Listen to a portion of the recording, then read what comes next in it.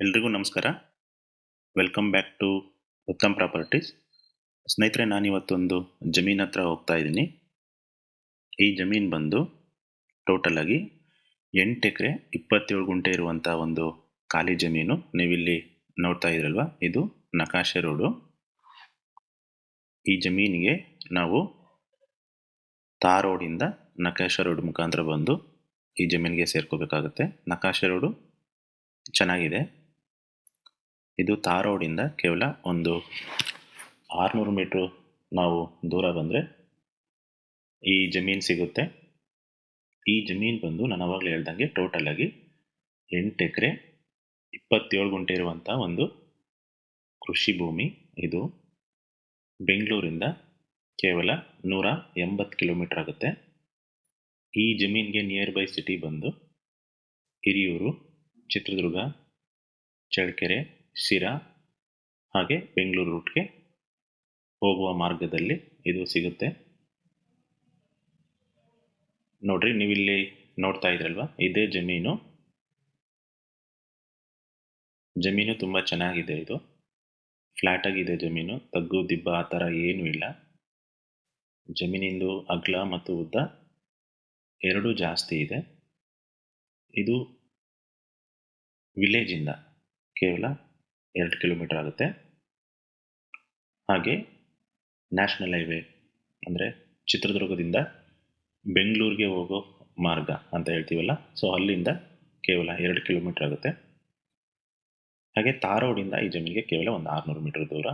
ನಕಾಶೆ ರೋಡಲ್ಲಿ ಬಂದರೆ ಈ ಜಮೀನು ಸಿಗುತ್ತೆ. ಇದು ಬ್ಲಾಕ್ ಸಾಯಿಲು ಸ್ನೇಹಿತರೆ, ಅಂದರೆ ಎರೆಮಣ್ಣು ಅಂತ ಹೇಳ್ತೀವಲ್ಲ ಅದು. ಈ ಸರೌಂಡಿಂಗ್ ಅಂದರೆ ಐಮಂಗ್ಲ, ಚಿತ್ರದುರ್ಗ ಸರೌಂಡಿಂಗ್ ಎಲ್ಲ ನಿಮಗೆ ಆಲ್ಮೋಸ್ಟು ಎರೆಮಣ್ಣೆ ನಿಮಗೆ ಸಿಕ್ಕೋದು. ಇದು ಹಿರಿಯೂರು ತಾಲೂಕು ಐಮಂಗ್ಲ ಹೋಬಳಿ ಹಾಗೆ ಐಮಂಗ್ಲ ಗ್ರಾಮಕ್ಕೆ ಸೇರಿರುವಂಥ ಜಮೀನು. ಪಕ್ಕ ಜನರಲ್ ಪ್ರಾಪರ್ಟಿ ಸ್ನೇಹಿತರೆ. ಇದು ಈಸ್ಟ್ ಫೇಸಿಂಗ್ ಇರುವಂಥ ಜಮೀನಿನ ಹಿಂಭಾಗದಲ್ಲಿ ನಿಮಗೆ ದಾರಿ ಸಿಗುತ್ತೆ. ದಾರಿಗೆ ನಾವು ಅಪೋಸಿಟ್ ನಿಂತ್ಕೊಂಡ್ರೆ ಇದು ಈಸ್ಟ್ ಫೇಸಿಂಗ್ ಆಗುತ್ತೆ. ಫೇಸಿಂಗ್ ಬೇಕಾದ್ರೂ ಚೇಂಜ್ ಮಾಡ್ಕೋಬೋದು ನೀವು. ನಿಮಗೆ ಮೇಲೆ ಮತ್ತು ಕೆಳಗಡೆ ಎರಡು ಸೈಡು ಬೇಕಾದ್ರೆ ದಾರಿ ವ್ಯವಸ್ಥೆ ಮಾಡ್ಕೋಬೋದು. ಬಟ್ ಈಗ ನಕಾಶೆ ರೋಡ್ ಪ್ರಕಾರ ಇದು ದಾರಿ ಕೆಳಗಡೆ ಇದೆ, ಅಂದರೆ ಈಸ್ಟ್ ಫೇಸಿಂಗಿಗೆ ಬರುತ್ತೆ. ನೀವಿಲ್ಲಿ ತಂತಿ ಬೇಲಿ ನೋಡ್ತಾ ಇದ್ರಲ್ವಾ, ಇದು ಪಕ್ಕದಲ್ಲಿ ಬೇರೆಯವರು ತೊಗೊಂಡಿರ್ತಕ್ಕಂಥ ಜಮೀನು. ಬೆಂಗಳೂರವರು ಅರೌಂಡ್ ಒಂದು 100 ಎಕರೆ ಪ್ರಾಪರ್ಟೀಸಿ ಅವ್ರು ಮಾಡಿದ್ದಾರೆ. ಅದಕ್ಕೆ ಹೊಂದ್ಕೊಂಡಿರುವಂಥ ಜಮೀನಿದು. ತಂತಿ ಬೇಲಿ ಆಲ್ಮೋಸ್ಟ್ ನಿಮಗೆ ಒಂದು ಸೈಡು ತಂತಿ ಬೇಲಿ ಆಗಿದೆ ಇದಕ್ಕೆ. ನೋಡಿರಿ, ನೀವಿಲ್ಲಿ ನೋಡ್ತಾ ಇದ್ರಲ್ವ, ಈ ತಂತಿ ಬೇಲಿ ಪಕ್ಕದ ಇರುವಂಥ ಜಮೀನು. ಬಲಗಡೆ ಸೈಡು ಹೊರಗಡೆ ಅವರು ಇನ್ವೆಸ್ಟ್ ಮಾಡಿರುವಂಥ ಜಮೀನದು. ಅದರ ಪಕ್ಕದಲ್ಲಿ ಅಟ್ಯಾಚ್ ಆಗಿರುವಂಥ ಜಮೀನು 8 ಎಕರೆ 27 ಗುಂಟೆ.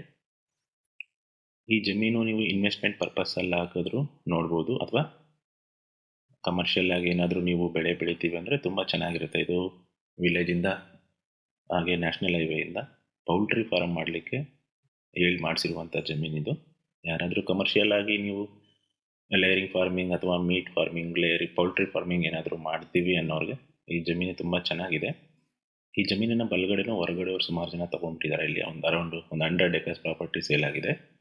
ಹಾಗೆ ಜಮೀನಿನ ಹಿಂಭಾಗ ಮತ್ತು ಎಡಗಡೆ ಸೈಡು ನಿಮಗೆ ಬೆಂಗಳೂರವರು ಎಲ್ಲ ಸುಮಾರು ಜನ ಇನ್ವೆಸ್ಟ್ಮೆಂಟ್ ಮಾಡಿದ್ದಾರೆ ಇಲ್ಲಿ.